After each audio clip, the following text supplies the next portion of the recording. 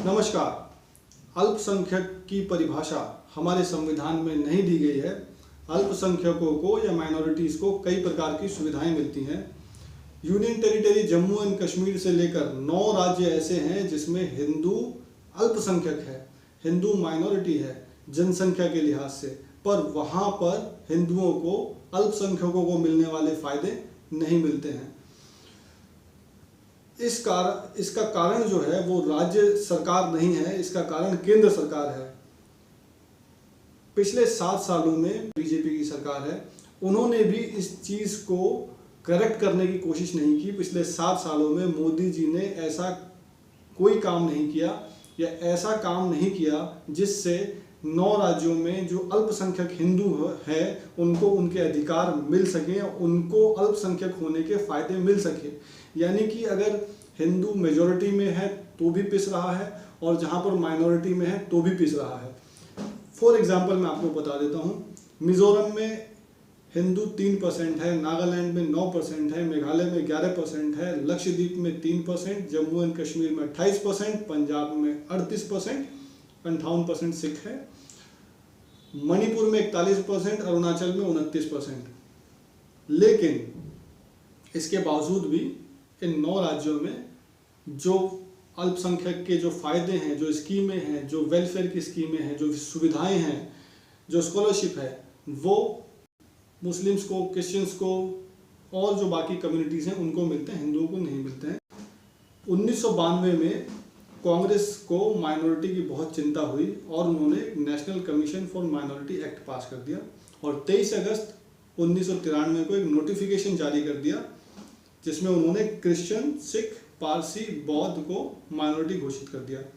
अगर मैं उस एक्ट पे जाऊं कि उस एक्ट में तो देनी चाहिए कि माइनॉरिटी कमीशन आपने बना दिया, लेकिन माइनॉरिटी है कौन एटलीस्ट वो तो बताते। लेकिन उस एक्ट के डेफिनेशन में आप जाएंगे तो सेक्शन 2 में डेफिनेशंस होती हैं, मोस्टली हर एक्ट में सेक्शन 2 में डेफिनेशन होती है। तो सेक्शन 2C में माइनॉरिटी की डेफिनेशन दी हुई है। वो डेफिनेशन ये है, For this purpose of this act means a community notified as such by the central government। यानी कि जो भारत सरकार है वो एक नोटिफिकेशन जारी करेगी और वो ये घोषणा कर देगी कि ये फलां कास्ट या फलां रिलीजन माइनॉरिटी है तो वो माइनॉरिटी हो जाएगा। उसकी क्या कितने % है, कितनी एलिजिबिलिटी है, कितना क्या है, उसकी उसको कोई ज़रूरत नहीं है। अब अल्पसंख्यकों के नाम पे, माइनॉरिटी के नाम पे सरकार की 150 से ज़्यादा स्कीमें चल रही हैं। IAS बनने के लिए 1 लाख रुपए दिए जाते हैं और भी बहुत सारी सुविधाएं दी जाती हैं।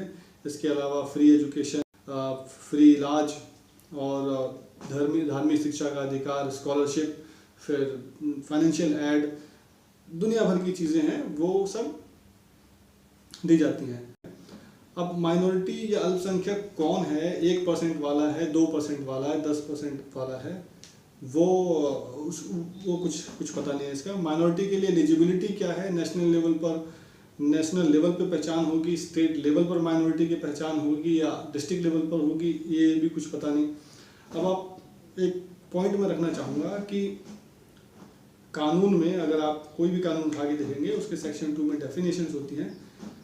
IPC उठा के देखेंगे तो मर्डर की डेफिनेशन मिलेगी आपको, लूट की डेफिनेशन मिलेगी, चोरी की डेफिनेशन मिलेगी। यदि चोरी हुई है तो चोरी मतलब क्या? अगर किसी का मर्डर हुआ है तो मर्डर मतलब क्या? अगर किसी ने किसी को चाकू मार दिया और वो हॉस्पिटल में एडमिट हो गया और फिर भी वो जिंदा बच गया तो क्या वो मर्डर माना जाएगा क्या? तो इस तरह से हर चीज़ की एक डेफिनेशन होती है। लेकिन यहाँ पर ये इतना पैसा सरकार का खर्च हो रहा है, अरबों खरबों रुपए जा रहा है, लेकिन इसकी डेफिनेशन नहीं है कि माइनॉरिटी की डेफिनेशन है क्या। 2002 में सुप्रीम कोर्ट का एक जजमेंट आया था। ये केस का नाम था TMA pi foundation and others versus state of Karnataka.